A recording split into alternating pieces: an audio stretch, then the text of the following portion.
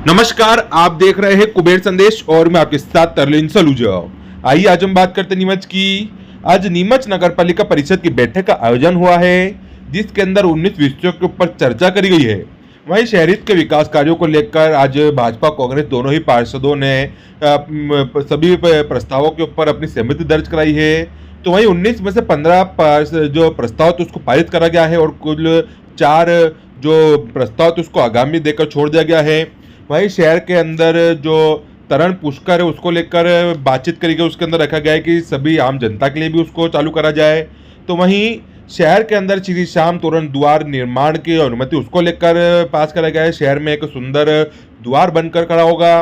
तो वहीं साथ ही में विश्व से हटते हुए जो जादू सागर बांध को लेकर भी आज दो ही कांग्रेस भाजपा के पार्षदों ने अपनी बात रखी। कहा है कि जो जेएन तहसीलदार द्वारा नोटिस देकर जो जमीन को लेकर काम करा जा रहा है उसके ऊपर नगर पालिका एक्शन ले काम करे, जिसके ऊपर नगर पालिका अध्यक्ष ने कहा है कि हम नगर पालिका की 1 इंच जमीन को भी इधर उधर नहीं होना देंगे और यदि हमारे हक की जमीन हम उसको ले करेंगे किसी प्रकार से जो भी कुछ कार्रवाई हो रही है उसको हम रोके जाएंगे। सभी पार्षद आज एकजुट हो और शहर में विकास कार्यों को लेकर सभी ने अपनी बातें रखी, अपनी सहमति दर्ज कराई है। और जो 19 में से 4 कुल जो प्रस्ताव थे उसको भी आगामी करके छोड़ा गया है। आप खुद देखिए ये पूरी खास खबर।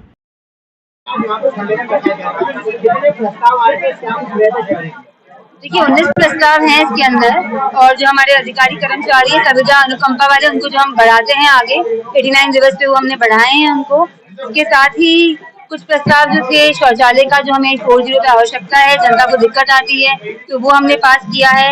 अधिकतर प्रस्ताव जो थे वो हमारे संविदा कर्मचारी के ही थे। एक हमारा नगर पालिका की योजना में हमने इकोनॉमिकली वीक सेक्शन जो रहता है उसमें एक जनने को आवंटन हुआ है, वो एक प्रस्ताव पास हुआ है। तरण पुष्कर पे हमारे यहाँ पर जो 5 लाइफ गार्ड रहते हैं उनका हमने प्रस्ताव पास किया है। श्याम द्वार जो है तोरण द्वार जो एक बहुत सुंदर नीमच में बन के तैयार होने वाला है, जिसके लिए हमसे नगर पालिका से एनओसी चाहिए गई थी, तो आज उसके लिए वो प्रस्ताव भी पास हुआ है। तो श्याम प्रेमियों के लिए खुशखबरी है कि वहाँ पर एक सुंदर सा श्याम द्वार बन के तैयार होगा। कुछ जो प्रस्ताव है वो चूंकि एक जैन दिवाकर अहिंसा सर्कल का बगाना में एक जो मार्ग नाना भैया राम नारायण अहिर के नाम पे जिनका नाम रखा जाना था, और साथ ही ब्रह्मा कुमारी आश्रम के बाहर भी एक 30 का एक सिम्टम के हिसाब से एक चौराया बनना था, उसके लिए भी परिषद स्वीकृति नहीं, अभी उसको आगामी किया गया है क्योंकि परिषद द्वारा ऐसी मांग की जा रही है कि सारे ही समाजों का काम जो है वो एक साथ आए। तो हम कोशिश करेंगे कि अगली बार और भी समाज की जो भी रिक्वायरमेंट है उनके अनुसार भी हम और मुद्दे जो हैं अगली बार लेकर आएंगे।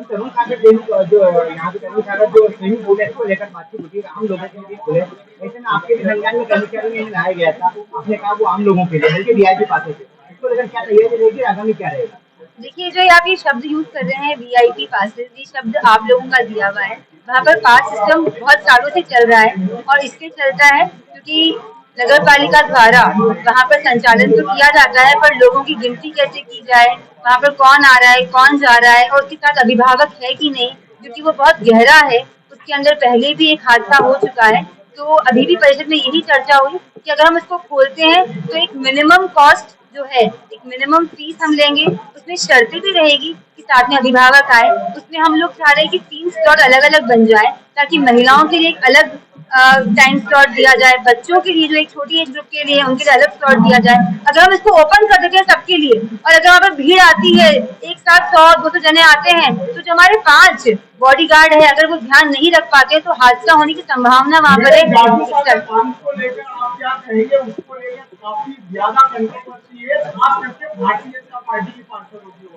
देखिए वहाँ पर भी पहले बहुत सालों से वहाँ पर जैसे 40-50 सालों से वहाँ पर जो दिक्कतें हैं, अवैध खेती आ रही, तो मेरे ही द्वारा जब दिनेश जी जैन कलेक्टर थे और मैंने लगातार पत्राचार करा था, वहाँ पर कार्रवाई हुई थी। वहाँ से जो भी अवैध खेती कर रहे थे उनके खिलाफ मैंने कार्रवाई करवाई है। इस बार भी जो नए हमारे सर आए कलेक्टर सर हिमांशु चंद्रा, उनको मैंने पत्र लिख दिया है और मैंने जीरन जो तहसीलदार है उसके खिलाफ भी उचित कार्रवाई करने के लिए उसके पत्र में लिखा है, क्योंकि वो अधिकार क्षेत्र जो है जीरन कलेक्टर साहब के अधिकार क्षेत्र में है, तो वहाँ पर वो उचित कार्रवाई जरूर करेंगे।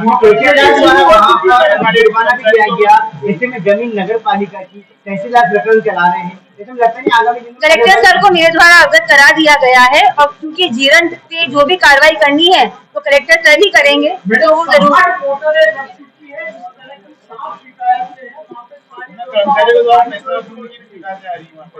देखिए, ये जो लगातार जो ये बहुत सालों से वहाँ दिक्कत है, वहाँ पर अवैध खेती 40-50 सालों से जो हो रही है उसको रोकने के लिए हमारे द्वारा लगातार प्रयत्न किए जा रहे हैं। मैंने सीमांकन के लिए भी वापस लिखा है कलेक्टर सर को कि वहाँ सीमांकन कराया जाए, क्योंकि वो जमीन बहुत बड़ी है, 2000-2500 बीघा जमीन है वहाँ पर, और जब भी कोई ऐसी वहाँ पर खेती करता है अधिकारियों को सख्त निर्देश दिए कि वहाँ जाके ऐसी अतिक्रमण वाली खेती को नष्ट करवाया जाए। पहले भी करवाई है, वापस भी करवाऊंगी।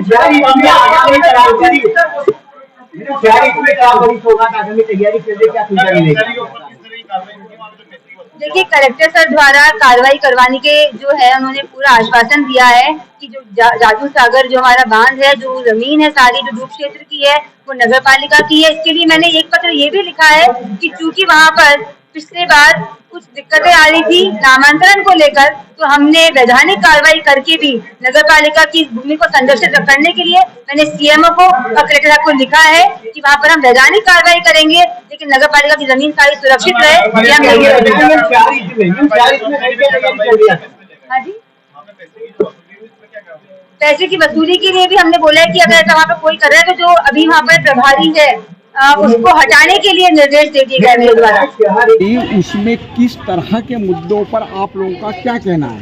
आपने खुद ने देखा कि आज जो परिषद की बैठक हुई उसमें भारतीय जनता पार्टी के कई पार्षदों के द्वारा नगरपालिका के अंदर चल रही अनैतिक नीतियाँ, भ्रष्टाचार, जमीन घोटाले, हड़किया हाल में हो रही अवैध खेती, गंदे पानी को लेकर, नामांतरण को लेकर हर मामले में हर पार्षद ने मामला उठाया।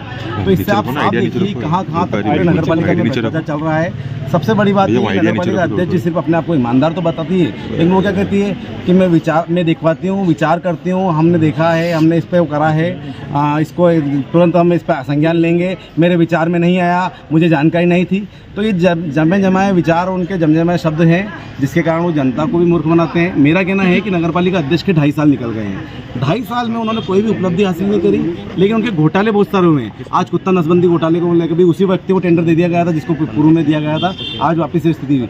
ऐसा ही आप देखिए कि हड़किया खाल वाली स्थिति है। ऐसे देखिए हर मामले में नगरपालिका पूरी तरह से फेल है। स्विमिंग पूल को लेकर जो मुद्दा उठाया उनका तो संज्ञान में नहीं था, स्विमिंग पूल में पास सुविधा चल रही है, इसको लेकर क्या जानकारी दी? क्या मैं बहुत बड़ी बात बताऊं, आप खुद बोल रहे हैं कि संज्ञान में नहीं है। मैडम को कौन सा संज्ञान में रहा? आज तक जब भी मेरे द्वारा जानकारी डाली गई उनके द्वारा एक ही शब्द निकला कि मेरी जानकारी में आ जाए। चाहे सिंधी पुनर्वास वाला मामला हो तो उन्होंने 6 महीने बाद मैंने जब ओपन किया तो उन्होंने बोला मेरी जानकारी में आ जाए। हड़किया खाल वाला मामला मेरी जानकारी में आ जाए। स्कीम 34-36 का घोटाला हो तो बोले मुझे जानकारी नहीं है। तो हर चीज़ में अपने आप को पल्ला झाड़ने से मतलब तो आप मुखिया हो, आप नेतृत्व करता हो, आपको नगर पालिका में क्या क्या भ्रष्टाचार चल रहे हैं और क्या क्या काम हो रहा है आपको सबकी जानकारी होनी चाहिए, और है भी सही। लेकिन आप सिर्फ जनता को मूर्ख बनाते हो। और अब जो विरोध करता है, चाहे मैं नेता प्रतिपक्ष के रूप में विरोध करता हूँ, तो सबसे बड़ी दुश्मनी तो उन्होंने मुझसे पाल रखी है कि ये मामले क्यों उठाते हैं, ये मुद्दे क्यों उठाते हैं, जबकि उनको अपने ऊपर झांकना चाहिए, अपने अंदर झांकना चाहिए कहाँ हम लोग फेल हो रहे हैं और ये चीज़ नहीं कर पा रहे। इसलिए नगर पालिका जाजू सागर बांध को लेकर आप लोग किस तरह का कदम उठाएंगे? जाजू सागर बांध को लेकर हमने उसी दिन पत्र कलेक्टर को लिखा, अखबारों में समाचार दिया कि जीरन तहसीलदार के द्वारा नोटिस दिया गया। तो किस हिस्से से दिया गया? नगर पालिका की भूमि है, 2500 बीघा जमीन है। 2500 बीघा जमीन अगर नगर पालिका की जमीन को जीरन तहसीलदार नोटिस दे रहा है तो नगर पालिका क्या कर रही है, सीएमओ क्या कर रहा है? तो ये कहीं ना कहीं ऐसा लगता है कि ये लोग मिलीजुली सरकार है। आपकी जमीन को दूसरे लोग दे रहे हैं। पहले भी बीच में भी सौर ऊर्जा प्लांट को लेकर एक मामला उठा था और वो यहाँ आए भी थे, उन्होंने सीएमओ, कलेक्टर और नगर पालिका अध्यक्ष से बात भी करी थी। तो मुझे लग रहा कहीं ना कहीं ये रणनीति है और हम तो यही चाहते हैं कि नगर पालिका अध्यक्ष जी अभी भी सोचे और वो जमीन कहीं जाना नहीं चाहिए।